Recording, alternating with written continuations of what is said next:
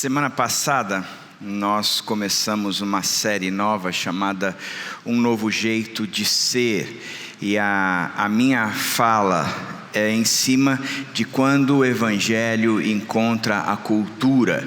A gente vai ver quando o Evangelho encontra a igreja, quando o Evangelho encontra a pessoa, mas eu estou falando sobre quando o Evangelho encontra a cultura.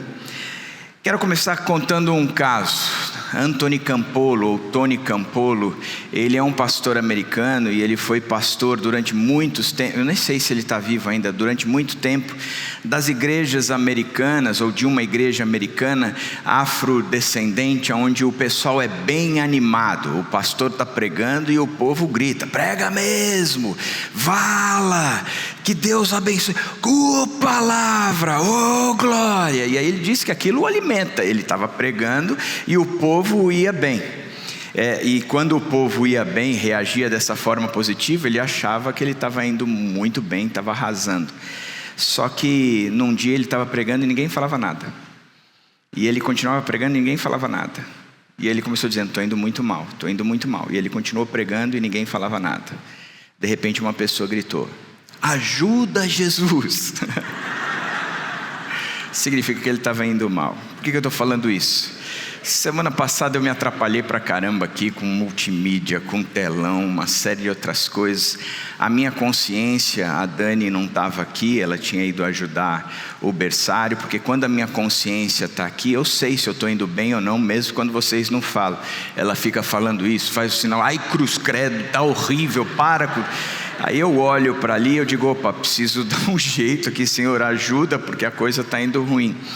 Como ela não estava, eu mandei um WhatsApp para duas discípulas, amigas próximas dela, e eu perguntei: me respondam uma coisa, hoje foi confusa a minha mensagem? E de forma muito fofa, carinhosa, elas falaram assim: foi bem confusinha mesmo.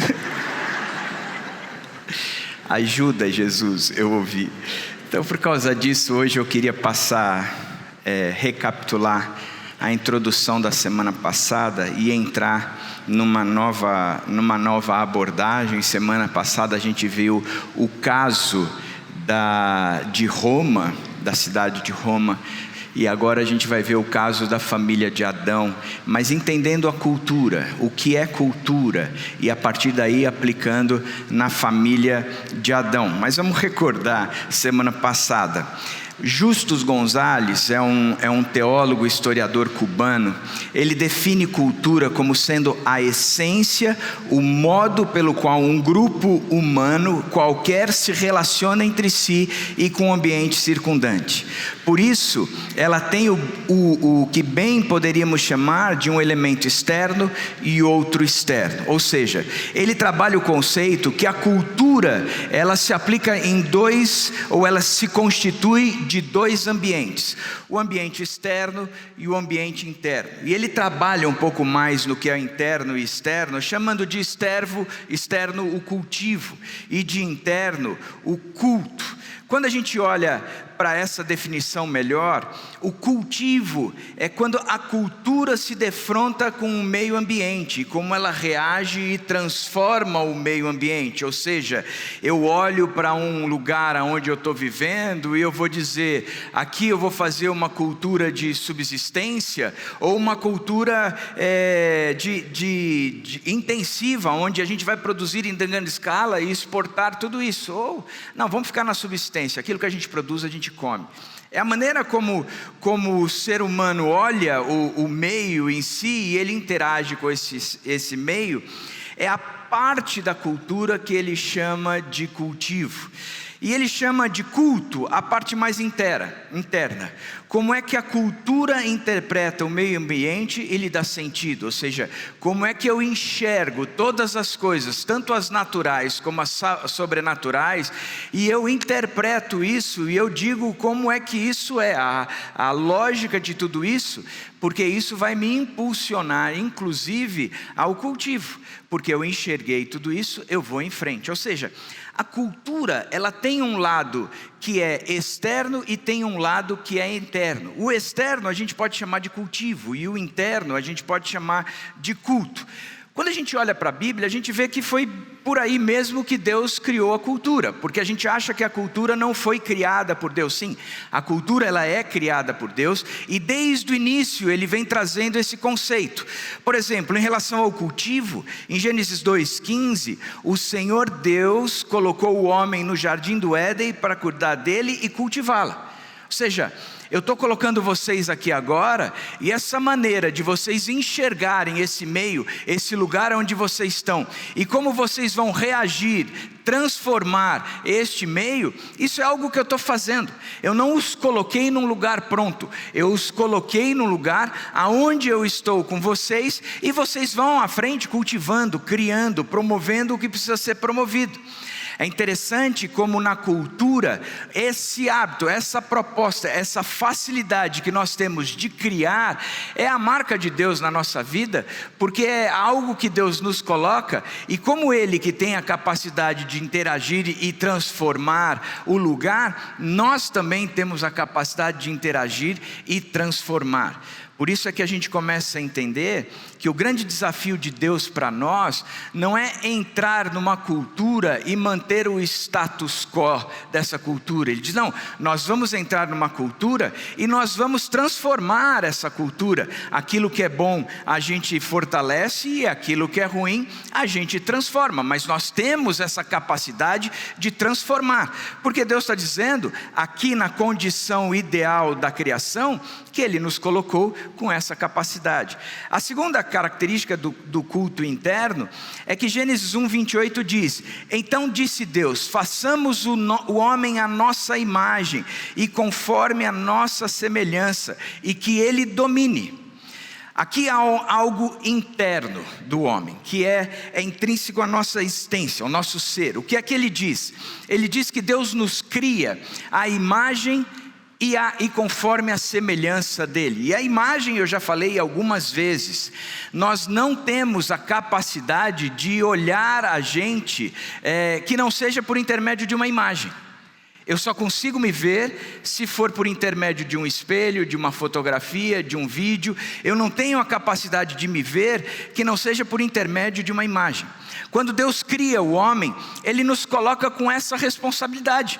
Nós passamos a ser aqueles aonde o próprio Deus é visto na criação. Por quê? Porque quando nós estamos interagindo na cultura, nós partimos deste Deus. O princípio de toda a cultura é algo interno, onde o homem entende que o ser que o inspira, o ser que traz a ele a moral, o ser que traz a ele toda a ética, as leis derivam daqui, aquilo que se comunica deriva daqui, porque daqui não é algo que é fruto meu, mas é algo que é espelhado por Deus, que tem a semelhança com esse Deus. Portanto, a partir daqui eu consigo produzir toda a cultura, tanto do interno como do externo. Então nós partimos disso. Entretanto, a Bíblia nos diz que o pecado desforma a cultura. O pecado, ele vem e bagunça com tudo. No cultivo, o texto de Gênesis 2,15 disse, por isso o Senhor Deus o mandou embora do jardim do Éden para cultivar o solo. O que ele está dizendo é que nós perdemos a capacidade de cultivar? Não, nós continuamos com essa capacidade de cultivar. A questão é que a coisa agora ficou mais difícil, porque o meio já não responde mais quando Deus era o centro de todas as coisas, quando Deus era o responsável por produzir ou por trazer tudo aquilo que propiciava um cultivar saudável. A terra se torna amaldiçoada, o trabalho se torna penoso, significa que essas coisas todas mudaram. Então o cultivar agora está debaixo da queda. Da mesma forma, engraçado, está debaixo da queda, mas ainda assim continua sendo um cultivar. Significa que a influência do pecado, sem dúvida nenhuma, mas também continua sendo uma marca de Deus na vida da gente, aonde a gente continua com essa capacidade de criar. E por causa disso, dentro da cultura, existem aspectos que revelam a graça de Deus, mas também existem aspectos que revelam a queda, que revelam o coração do homem totalmente conduzido por si mesmo, aonde ele é o centro. Da mesma forma como isso é resultado quando Deus diz em Gênesis 3:22, então disse o Senhor Deus, agora o homem se tornou como um de nós, conhecedor do bem e do mal. O homem, ele não era conhecedor do bem e do mal, porque Deus estava no controle. A existência do homem e aquilo que ele produzia, tanto cultivar como culto, partia de Deus. Deus é que tinha toda essa liberdade e era o criador de todas as coisas, e nos incentivávamos a ter a mesma toada a partir dele. A queda entra em nós e a responsabilidade de decidir o que é certo e o errado passou a ser do próprio homem. De decidir entre o bem e o mal passou a ser do próprio homem, porque o homem agora se tornou o centro. O homem tirou Deus do centro e a partir de agora a cultura passa a ser centrada no próprio homem. A queda desfigura essa questão da criação. Então nós vivemos agora numa época pós-queda, onde o pecado nos contamina, o pecado nos domina, e por isso nós produzimos uma cultura que nos faz enxergar a partir de nós, portanto, a moral, as leis, a própria comunicação, as artes, a maneira como nós interagimos com todas as coisas, a maneira como nós interagimos entre nós, a maneira de tudo aquilo que nós estamos criando, já não tem mais o centro que é Deus, mas ela passa a ser centrada no próprio homem. Entenderam? Então isso é o que eu tentei falar semana passada. Amor, melhorou? Está boazinha agora a mensagem? Ufa! Então agora, baseado nisso, eu quero pensar no caso da família de Adão e a construção da cultura dessa família, a influência da cultura, mas também o Evangelho encontrando essa cultura. Vamos começar com o texto de Gênesis 4, 17 a 24, que fala de Caim, irmão de Abel. Abel tinha sido morto por Caim, por uma questão de disputa entre quem ofereceu a melhor oferta para Deus. Interessante que mesmo quando o homem está num ambiente de queda, onde o pecado domina, ainda assim, em toda e qualquer cultura, você percebe que existe algo intrínseco no homem, de que ele precisa de qualquer forma agradar aquele que é o seu Criador. E no caso aqui, Caim e Abel já estavam num ambiente pós-queda, mas mesmo assim, eles tinham uma necessidade de agradar a Deus. Um trouxe um tipo de oferta e o outro trouxe um outro tipo de oferta. Uma oferta foi aceita pelo próprio Deus e a outra não. E daquele que é Caim, a oferta que não foi aceita, ele ficou indignado, vai e mata o seu irmão. E a partir daí, a Bíblia nos conta a história da família de Adão, olhando para um dos filhos, Caim. Diz que Caim e sua mulher tiveram um filho e lhe deram o nome de Enoque. Mais tarde, Caim construiu uma cidade e a chamou de Enoque, o nome do seu filho. Enoque foi pai de Irade, que foi pai de Meujael, que foi pai de Metusael, que foi pai de Lameque. Zilá, por sua vez... Eu pulei ou não? Pulei, né? Deixa eu voltar. Lameque teve duas mulheres. Uma delas se chamava Ada e a outra Zilá.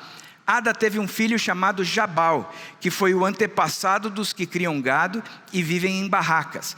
Jabal tinha um irmão chamado Jubal, que foi o antepassado de todos os músicos que tocam lira e flauta. Zilá, por sua vez, teve um filho chamado Tubal-Caim, que era ferreiro e fazia objetos de bronze e de ferro. Tubal-Caim tinha uma irmã chamada Naama. Interessante que você que está grávida tem um monte de inspiração de nome aqui. Entendeu? Quer dizer, essa dificuldade não é só minha, de ter que chegar aqui na frente e ficar lendo para vocês esses nomes todos, que, sinceridade, muitas vezes me parece trava a minha língua. Agora, vamos olhar para o texto e a continuação do texto. Certo dia, Lameque disse às suas duas mulheres, Ada e Zilá: escutem-me, mulheres de Lameque, marquem bem o que eu digo. Matei um homem porque me feriu. Matei um moço porque me machucou. Se são mortas 7 pessoas para pagar pela morte de Caim, então se alguém me matar, serão mortas 77 pessoas da família do assassino. Vamos olhar para essa área ou essa parte da família de Adão. Caim. O que a Bíblia nos mostra é que Caim, no capítulo 4, versos 15 e 16, diz que o Senhor colocou em Caim um sinal, para que ninguém viesse a encontrá-lo e o matasse. Então Caim afastou-se da presença do Senhor e foi viver na terra de Nod, a leste do Éden. Interessante como o texto começa dizendo a respeito de Caim, que Caim foi uma pessoa que afastou-se da presença do Senhor e foi morar a leste do Éden.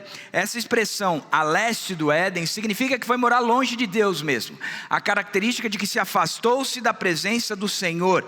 Era alguém que não tinha mais nenhuma relação com Deus. Era alguém que não vivia mais por conta de Deus. Deus já não tinha mais nenhuma influência na vida dele. A partir daí, ele vive por conta própria. Mas olha que interessante, antes disso, o Senhor colocou em Caim um sinal, para que ninguém que viesse a encontrá-lo o matasse. Quando Caim comete o pecado e a conversa entre ele e Deus diz, você vai embora, e ele diz, mas se o Senhor me mandar embora eu estou ferrado, porque a qualquer lugar que eu for vão me matar, eu vou ser presa fácil, porque o Senhor está pesando a mão sobre mim. E Deus disse que colocou um sinal em Caim. O que é este sinal? Ninguém sabe. Isso é um monte de suposições, mas o fato é que ninguém sabe. Agora, o que se sabe a respeito desse sinal? Era que um sinal que seria uma blindagem, que seria um escudo, que seria algo que o protegesse da morte. Por que isso é importante a gente pensar? Porque a graça de Deus sempre nos acompanha. Que aonde abundou o pecado, sempre será maior a graça de Deus.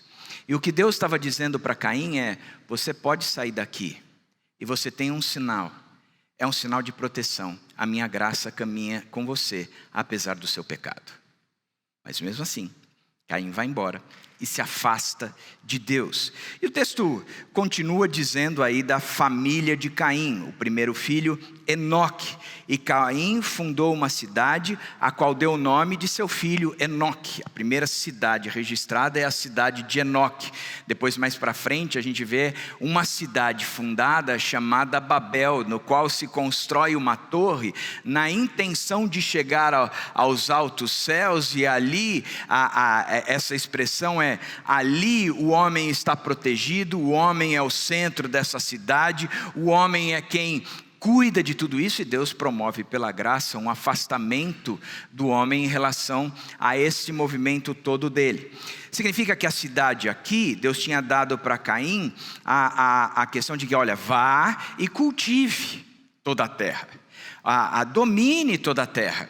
Mas ele vem com uma proposta de fazer algo centradinho ali, algo a partir dele, aonde ele pudesse ter a proteção, aonde ele pudesse ser o centro, aonde as limitações da cidade, os muros da cidade, o que se produz na cidade é feito e conduzido por ele mesmo. Por isso que a Bíblia fala de uma cidade quando Jesus voltar, porque essa cidade, quem protege é o Rei Jesus, quem promove a justiça é o Rei Jesus, quem cuida dos seus habitantes é o Rei Jesus, e o homem, mais uma vez aqui, caracterizando que Deus já não está mais no controle, mas Ele está no controle, passa a construir uma cidade. E o texto continua dizendo que ele teve um filho chamado Irade, depois ele teve um outro filho chamado Meujael, depois um outro filho chamado Metusael, depois um outro filho chamado Lameque, e a partir daí a Bíblia nos conta que Lameque teve três filhos, um filho chamado Jabal. E quem foi Jabal? Foi o pai daqueles que moram em tendas e criam rebanhos. Olha que coisa interessante. Apesar de Caim ter optado por se distanciar de Deus, ele continuou desenvolvendo cultura, e partes boas da cultura, porque ele agora é o pai daqueles que moram em tendas e criam rebanhos, ou seja, moram em tendas. A partir daí, a arquitetura, o urbanismo, a engenharia e assim por diante, os seus derivados, eles vêm desse povo. Camila é descendente de Jabal, porque era arquiteta. Então você pode daqui para frente não chamar mais de Camila, chamar de Camila Bal, seja lá o que for, ou Jamila, talvez faça mais sentido.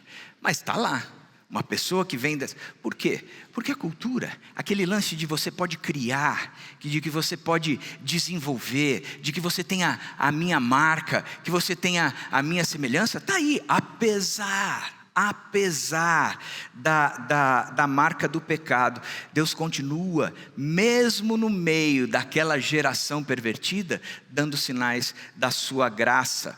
Da mesma forma como ele tem um outro filho chamado Jubal, foi o pai de todos os que tocam harpa e flauta. Quando a gente pensa no Joe Satriani, e ontem eu estava vendo um vídeo dele, que ele está tocando a guitarra, quebra uma corda, e ele, enquanto sola, troca a guitarra, rapidamente continua o solo dele. Quem gosta de uma música mais... Se você não gosta dessa, você pode ouvir Herbert Viana, excelente guitarrista, cara de uma banda que eu sou fã, cresci ouvindo Paralamas do Sucesso.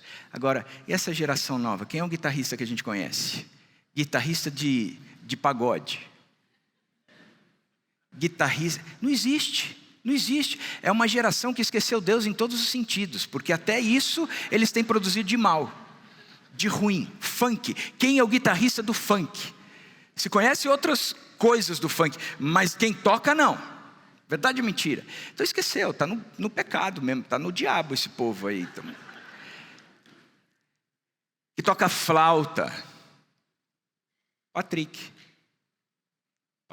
não é descendente da tia Regina Célia, é descendente de Jubal Trick. A gente vai, então pode chegar de você, o Jubal Trick, aquele que dentro da cultura começou a produzir as músicas, aquilo que estava sendo comunicado, tinha a ver com letra, mas também tinha a ver com melodia. O que nós cremos, nós estamos de forma poética, de forma artística, transmitindo tudo isso. E ele continua falando de um terceiro filho chamado Tubal-Caim. Foi pai de todos os que fabricam todo tipo de ferramentas de bronze e de ferro.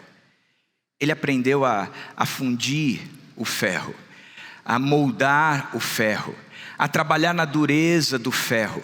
Como é que se afia o ferro? Ele aprendeu olhando o ferro e o bronze a respeito de ligas, e ele começa a ser então o pai de todo o desenvolvimento da gente, onde isso para nós é essencial até hoje. Você está sentado numa cadeira que, se não fosse ele, você jamais estaria sentado. Ou seja, ele mostra uma parte da cultura que é positiva, que é uma cultura que continua cumprindo o propósito de Deus, dizendo: cultivem, dominem, subjuguem, sejam aqueles que são o administrador de tudo isso onde vocês estão inseridos. Entretanto, ele fala de Lameque. E ele aponta algumas coisas do que Lameque trouxe para a cultura que são extremamente negativas. Ele fala que Lameque tomou duas mulheres, uma chamada Ada e outra chamada Zilá. Ele mostra aqui o desenvolvimento da cultura a partir da cosmovisão não mais de Deus, mas uma cosmovisão humana, a partir do homem sendo o centro. Porque ele toma duas mulheres. Ele quebra aqui a moral sexual criada por Deus lá com Adão e Eva. Ele diz: por essa razão o homem deixará pai e mãe e se unirá à sua mulher. Não é se unirá às suas mulheres, é uma mulher só. Ele vai deixar o pai e a mãe e ele vai promover essa questão da monogamia, onde está desenvolvendo a fidelidade, a estabilidade dessa relação, o amor contínuo e eterno. Ou seja, ele para com isso e ele quebra esse princípio da moral sexual criada por Deus. Da mesma forma como ele também cria uma quebra aonde aquela mulher que estava e foi criada no mesmo patamar que ele, deixou de estar neste patamar, porque a mulher agora é vista como um objeto. Eu não tenho uma, eu tenho duas. Eu não sou fiel a uma, eu sou fiel a duas. Eu não sou mais aquele que desfruta da minha esposa, mas eu desfruto do meu prazer a tal ponto que eu tenho o número que eu quero de esposas. Então a infidelidade, a coisificação da mulher é instaurada por Lameque. Da mesma forma como ele continua na conversa dizendo: eu matei um homem porque me feriu e um menino porque me machucou. Se Caim é vingado 7 vezes, Lameque o será 77.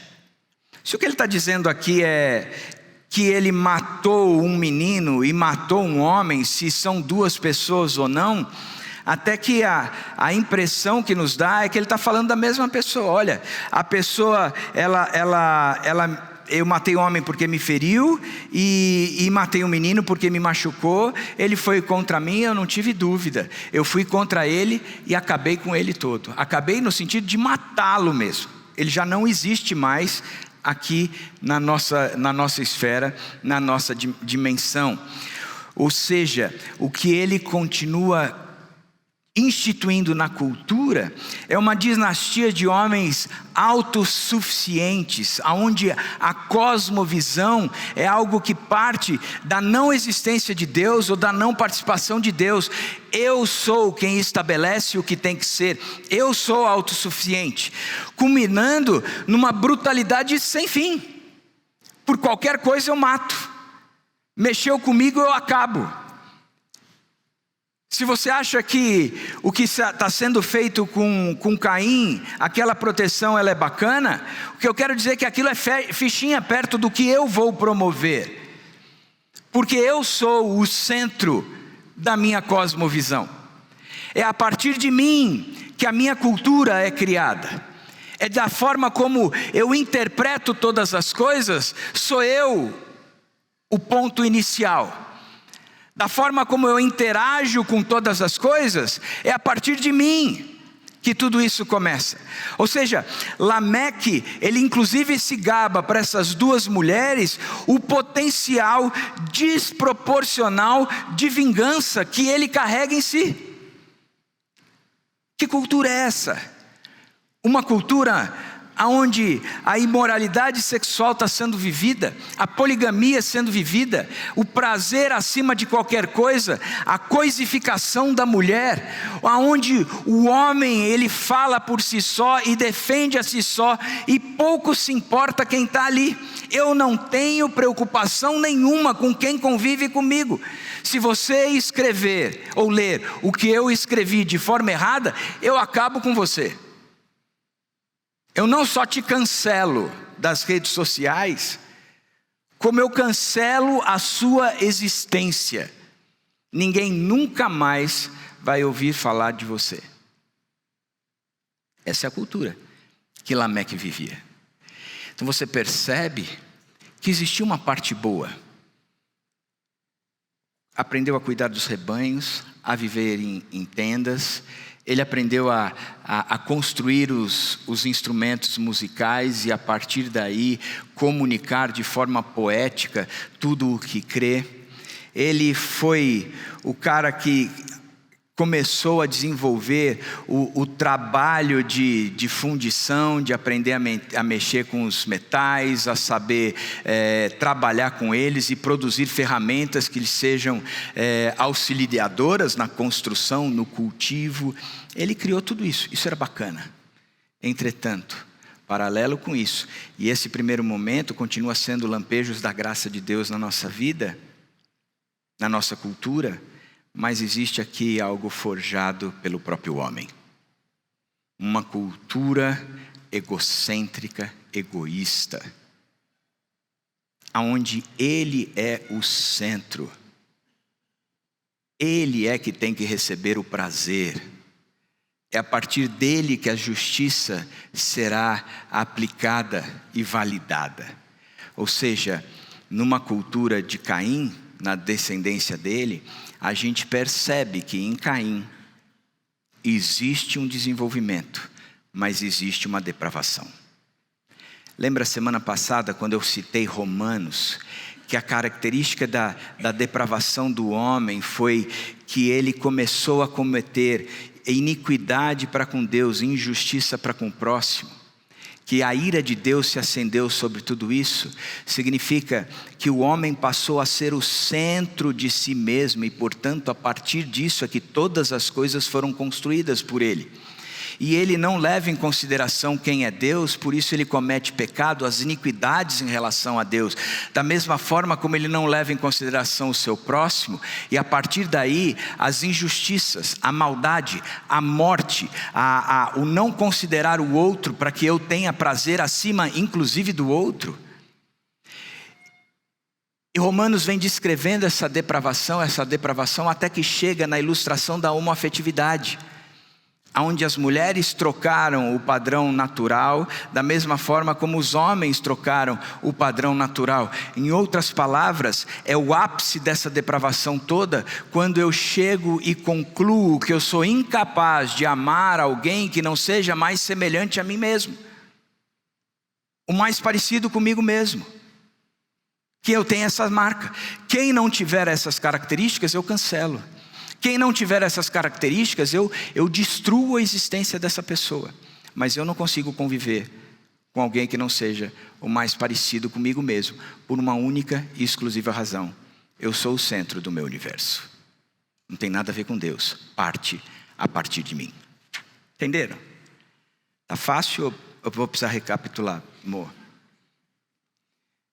Ufa. Vamos olhar agora para outra parte da família. Novamente Adão teve relações com sua mulher, e ela deu à luz outro filho, a quem chamou Sete, dizendo: Deus me concedeu um filho no lugar de Abel, visto que Caim o matou. Tem gente que vai me perguntar: mas Sete era o sétimo filho, por isso que recebeu Sete? O nome de Sete? Por favor, né, gente? Pergunta para a pessoa que está do seu lado, mas não vem perguntar para mim essas coisas, não. Dá um tempinho de quebra, assim. 7, porque Deus me concedeu um filho no lugar de Abel, visto que Caim o matou. A partir daqui, a gente vê o evangelho encontrando a cultura. Por quê? O texto continua dizendo: também a Sete nasceu um filho, a quem deu o nome de Enos. Nessa época começou-se a invocar o nome do Senhor. Sete, ele passa, a Bíblia conta que Adão teve relações com a sua mulher e ela deu à luz a outro filho, a quem chamou de Sete. Ou seja, Adão, a gente vê tudo o que a gente acabou de ver a partir de Caim, seu descendente imediato. E agora a gente vai ver tudo o que acontece com Sete daí para frente, que também era o descendente imediato de Adão.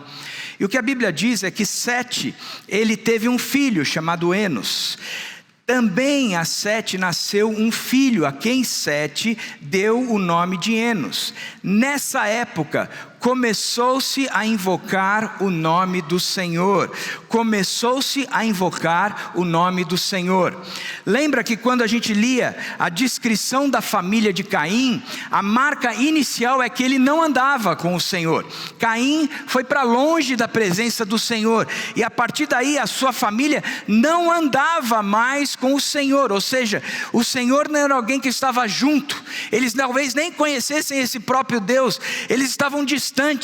Tudo o que eles faziam acontecer não era mais por causa da presença desse Deus, pelo contrário, como este Deus eu já não andava mais com ele, tudo na minha vida era criado a partir dessa não presença, dessa ausência, desse distanciamento. Mas aqui há uma quebra. A partir de 7 há uma quebra. E que quebra é essa? Enos, 7 e Enos, nesse período, começou-se a invocar o nome do Senhor. E o que significa começou-se a invocar o nome do Senhor? O cara estava dirigindo ali, aí passava alguém na frente, dava uma fechada nele. Ai, Jesus! Ai, meu Deus! Ele já tinha descoberto as ferramentas de metal, estava com um martelo na mão, dava uma martelada no dedo. Ai, meu Deus, que dor! Foi isso? Não. A suspeita em relação a tudo isso é o que diz a respeito de Gênesis 3:15. Quando Deus começa a relatar para Adão, Eva e a serpente, o diabo, o que se aconteceria daí para frente. E o evangelho começa a encontrar cultura. Porém, inimizade entre você e a mulher, disse Deus para a serpente, entre a sua descendência e o descendente dela, e este descendente ferirá a sua cabeça, e você ferirá o calcanhar. Que Deus! Ele começa dizendo: o caos vai ser instaurado novamente. Aquilo que quando eu olhei para a terra, e eu vi que ela era sem forma e vazia, e a partir daí eu comecei a dar forma e conteúdo nesse processo todo, e culminei esse processo todo de organizar o caos, colocando Adão como aquele que me representava, aquele que era a minha imagem, que era conforme a minha semelhança. Eu fiz da criação algo que não tinha sentido e significado, era sem forma e vazia, algo que era encerrado em si mesmo, que não tinha futuro algum, a não ser cada vez mais esse colapso existente, esse caos existente. Eu olhei para esse caos e eu disse: não será assim. Haja luz, houve luz. Haja separação, houve separação. Haja firmamento, houve firmamento. Que brotem as plantas, que sejam criadas os animais, e brotaram e foram criados. Aqueles que estão dentro d'água, aqueles que voam e aqueles que estão na terra, tudo passou a existir, porque Deus olhou esse caos e disse: não é assim que as coisas têm que ser. Porque quando eu entro num lugar, eu organizo tudo isso, eu dou significado, eu dou sentido. Por isso é que eu olho muitas vidas hoje em dia tão bagunçada, que eu falo: o que está faltando é Deus. Porque se está um caos na sua vida, você precisa de Deus, e Ele tem dito isso desde a criação. Ele vem revelando isso desde a criação. Pois bem, aí Ele diz: agora o caos será instaurado novamente. Vocês me escantearam. Vocês estão criando um mundo agora a partir de vocês mesmos. Vocês são o centro. Já não sou mais eu. Portanto, quero relatar alguns fatos. Quero dizer quais serão algumas consequências. E não é porque eu estou impondo essas consequências como se fosse um castigo. Mas o que eu estou dizendo para vocês é que a realidade de um mundo sem eu, sem a minha presença, sem a minha existência, que não parta de mim, é um mundo caótico. E olha aqui, mulher, o teu desejo estará para o teu marido. Marido, agora com o suor do rosto que você vai colher o fruto do seu trabalho. E as coisas vão ficando cada vez maior. E para o diabo, ele disse o seguinte: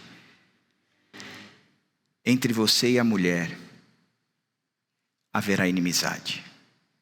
Não pensa que a relação entre você, diabo, e a mulher vai ser uma relação de parceria. Haverá inimizade. Mas eu digo mais: entre a sua descendência e os descendentes dele, uma esperança surge. Uma esperança brota. No meio de todas as consequências do pecado, Deus diz: haverá um descendente. E esse descendente ferirá a sua cabeça. Haverá um descendente. Ele começa a apontar para Jesus Cristo. O evangelho é narrado pela primeira vez. Que Deus.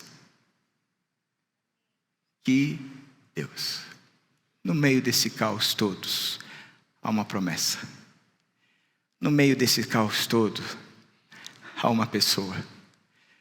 No meio desse caos todo, há um Deus que desceu dos céus e veio até nós e habitou nesse mundo caótico para que possamos ver a sua glória, a glória como do unigênito do Pai. O evangelho na cultura, o evangelho encontrando a cultura. E aí ele continua dizendo: Enos teve Canaã, depois Maalalel, Jared e Enoque. O texto diz que Enoque,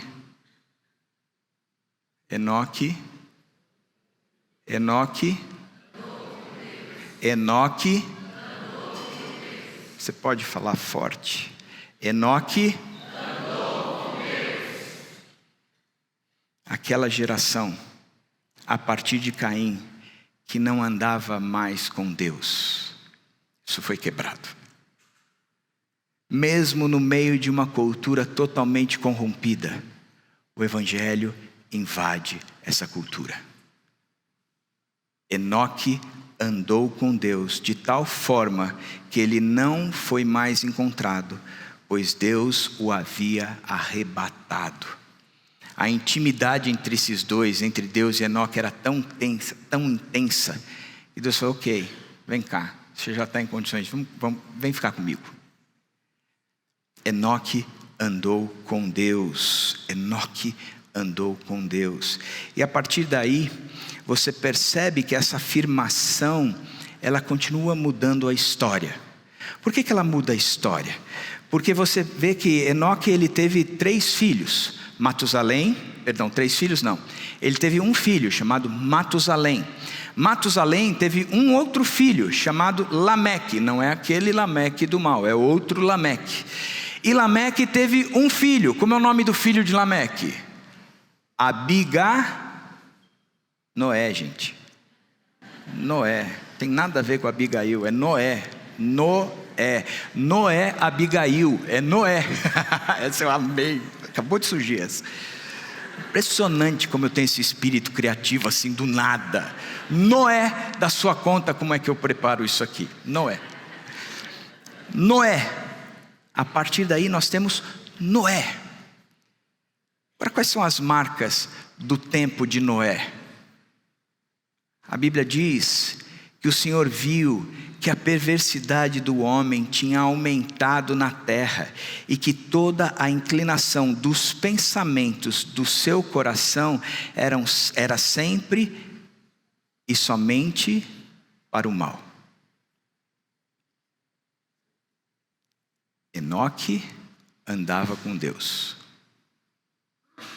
mas ainda assim estava numa geração que cada vez mais a perversidade dominava o coração e os pensamentos. porque eram sempre tendenciosas para o mal. O texto continua dizendo uma afirmação dura de Deus: esse povo não me considera, por isso vivem a partir de si mesmos. A consequência de tudo isso é que eu farei desaparecer da terra o homem que criei. Mas Deus fez com que todos desaparecessem. Você conhece a história do dilúvio. Diz o texto que Noé era homem justo, íntegro entre o povo da sua época. Ele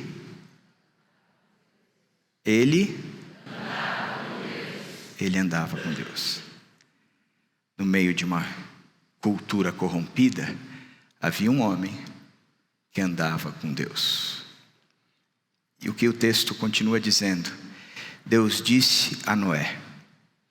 Então, no meio dessa cultura totalmente corrompida, Deus traz Noé para perto e diz: deixa eu conversar uma coisa com você.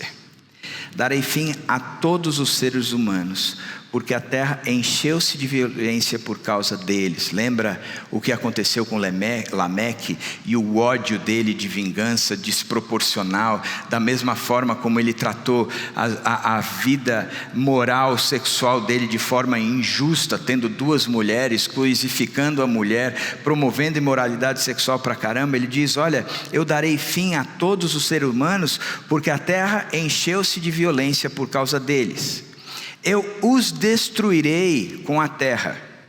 Mas tem uma coisa: você, porém, fará uma arca de madeira e de cipreste. Deus acabou com a cultura, com a parte da graça? Não. Porque a fala de Deus continua dizendo: divida em compartimento e a reviste de piche por dentro e por fora.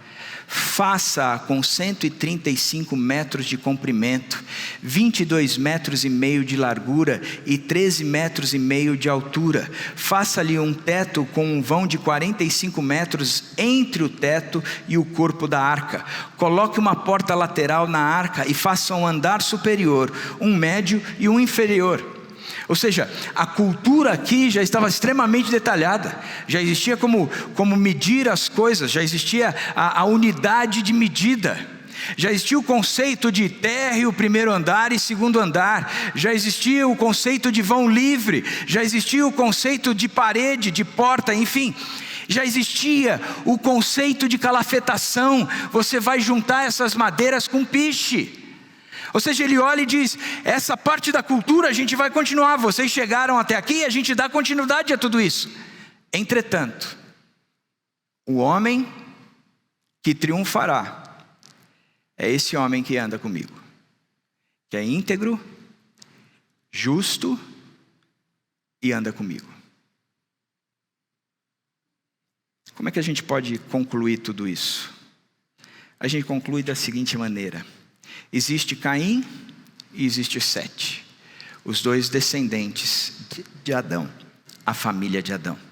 De Caim a gente vê Enoque, Irade, Meujael, Metusael, Lameque, que produziu toda uma cultura injusta, apesar dos seus filhos Jabal, Jubal e Tubal-Caim, que promoveram conteúdos positivos dentro da cultura. Por outro lado, Sete, nós temos Enos, que a partir de agora o nome do Senhor foi invocado.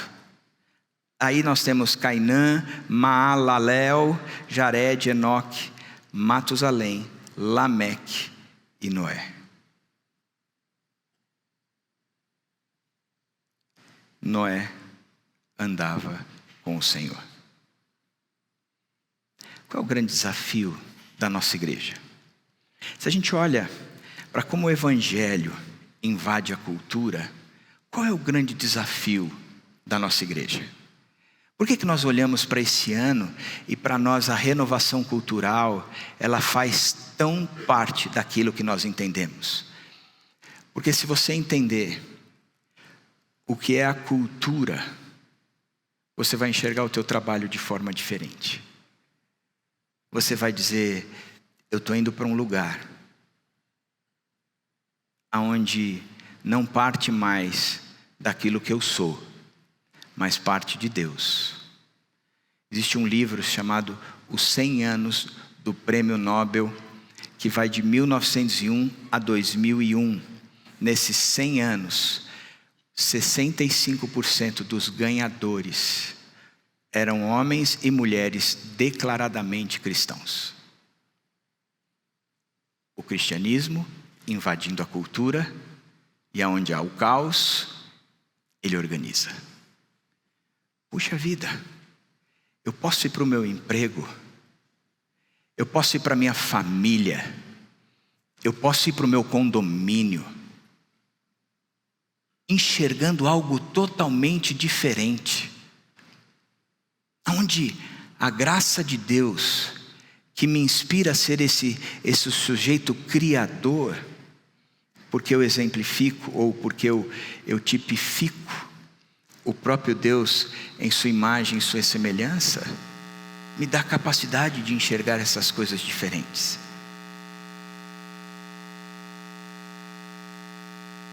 Ela muda a minha maneira de enxergar, porque já não parte de mim, mas parte de Cristo.